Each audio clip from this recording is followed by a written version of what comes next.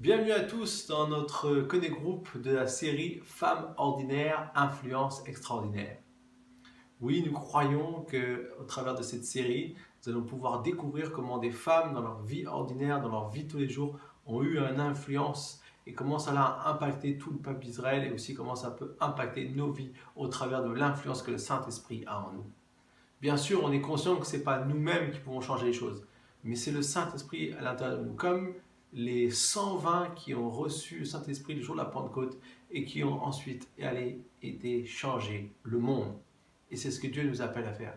Alors je vous invite maintenant à regarder à la vie de Déborah. On a vu toutes sortes de femmes avec différentes caractéristiques, différentes choses, avec des choses incroyables comme Rahab, comme Anne, comme Ruth, comme Esther. Et je vous propose aujourd'hui de voir la vie de Déborah.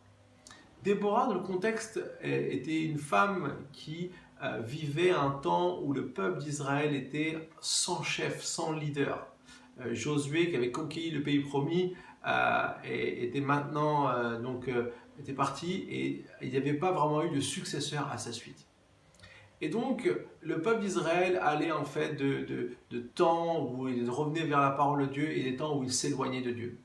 Et voici que Déborah est dans un contexte où le peuple était éloigné de Dieu. Depuis 20 ans, ils étaient sous l'oppression d'un roi qui s'appelle Jabin et qui était de Canaan.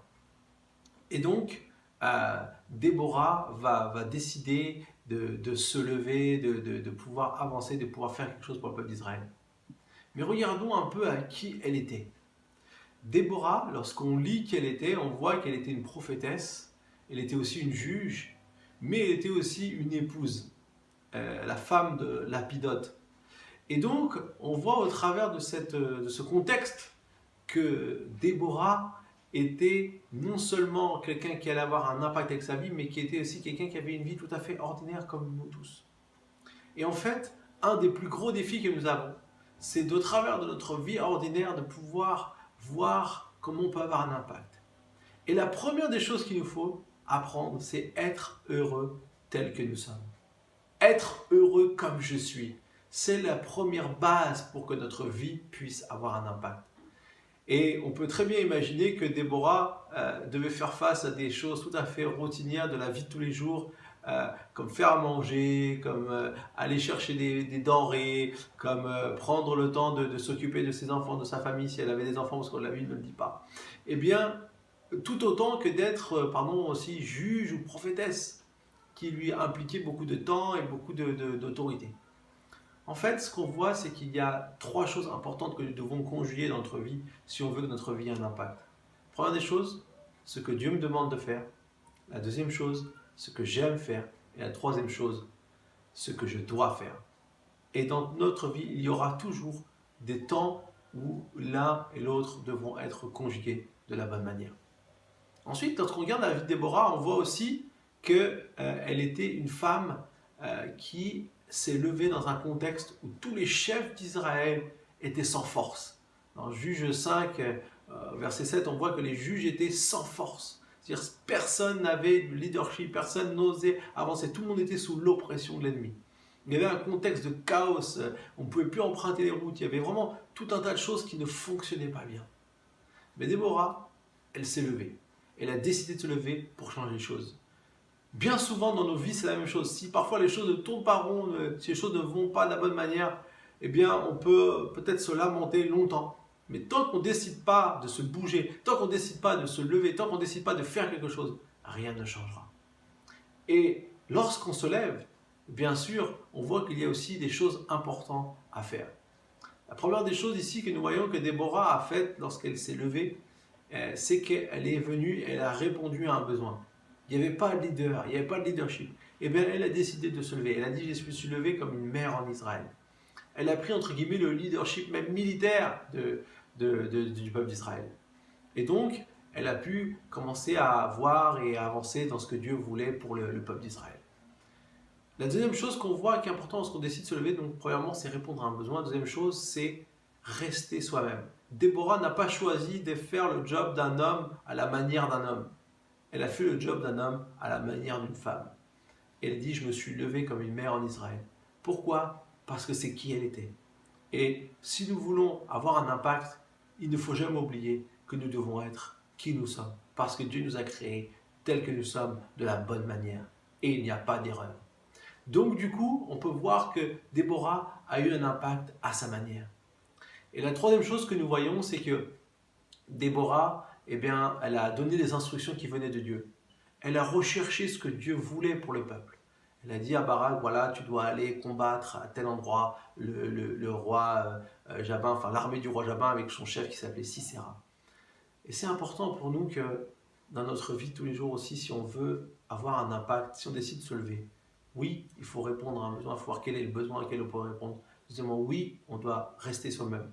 Et troisièmement, on doit rechercher l'instruction de Dieu. Enfin, dernière partie de cette vie qu'on peut voir magnifique de Déborah, c'est que Déborah est devenue une source d'inspiration. En fait, ce qu'on voit lorsqu'elle va nommer Barak pour aller combattre le roi de Canaan et son armée, eh bien, il lui va dire « Je ne partirai pas sans toi ». En fait, cet homme, Barak, dit à une femme « Écoute, je ne peux pas aller à la guerre sans toi ». C'est très rare qu'on peut voir des hommes qui partent à la guerre, qui ne veulent pas partir à la guerre sans l'appui d'une femme. Mais pourquoi? Parce que Déborah était une source d'inspiration. Je peux vous dire que lorsque nous sommes engagés, lorsque nous avons décidé de nous lever, lorsque nous sommes heureux tels que nous sommes, nous devenons une source d'inspiration. Et ce qui est intéressant ici, c'est que Déborah va devenir une source d'inspiration bien plus grande, de manière plus grande qu'elle pouvait l'espérer. Puisque même, ce que nous pouvons lire, c'est que l'ennemi de Déborah, une femme qui s'appelait Jaël, en fait, qui n'était pas ennemie directement, mais qui était alliée du roi Jabin, va finalement recevoir le chef de l'armée Sisera qui s'était enfui, puisque le peuple d'Israël avait donné une défaite au peuple de Canaan. Et donc, du coup, le chef de l'armée va s'enfuir et va se retrouver chez cette femme Jaël, qui va finalement le tuer aussi chez elle en l'amadouant. En fait, on voit une femme encore qui est une héroïne militaire. C'est très très rare dans la Bible de voir des femmes héroïnes militaires. Mais ce que nous voyons, c'est que cette femme est sans doute sous l'inspiration aussi même de Déborah, puisqu'elle n'a pas eu peur non plus de prendre des risques, de faire des choses incroyables, mais qui étaient justes. Et donc ce que nous voyons, c'est que lorsque nous décidons d'une manière ordinaire, dans notre vie ordinaire, ne pas laisser les circonstances nous dicter comment nous devons être, ne pas laisser peut-être les difficultés nous dire comment on doit être, ne pas rester dans stagnation devant les difficultés, mais en décidant de se lever, eh bien on peut devenir une source d'inspiration. Et cette source d'inspiration peut aller bien au-delà de ce qu'on peut penser ou imaginer. Alors, je souhaite à tous et à toutes une bonne fin de Connect Group. Et maintenant, je vous prie de pouvoir bien répondre aux questions qui vont suivre. Mais avant ça, j'aimerais prier avec vous. Seigneur Jésus, merci pour toutes les personnes qui sont présentes aujourd'hui. Et merci parce que ta parole nous parle. Cette histoire de Déborah nous parle. Cette femme qui était dans un contexte difficile, n'a pas eu peur de se lever pour son peuple, pour sa nation. Et elle a décidé de prendre les choses en main. Seigneur, tu vois, parfois nos vies aussi sont difficiles. Parfois, on est dans des situations difficiles dans notre environnement, au travail, à l'école, ou avec nos amis, avec notre famille. Seigneur, merci parce que tu nous aides toujours à pouvoir prendre l'initiative et nous lever. Et merci parce que tu veux que nous devenions une source d'inspiration pour les autres, d'une vie qui a un impact. Et je te prie que chaque personne ce soir puisse repartir avec cette conviction dans son cœur, peu importe là où elle est dans sa vie. Merci Seigneur mon Dieu. Amen. Que Dieu vous bénisse et à bientôt pour un nouveau Connect Group.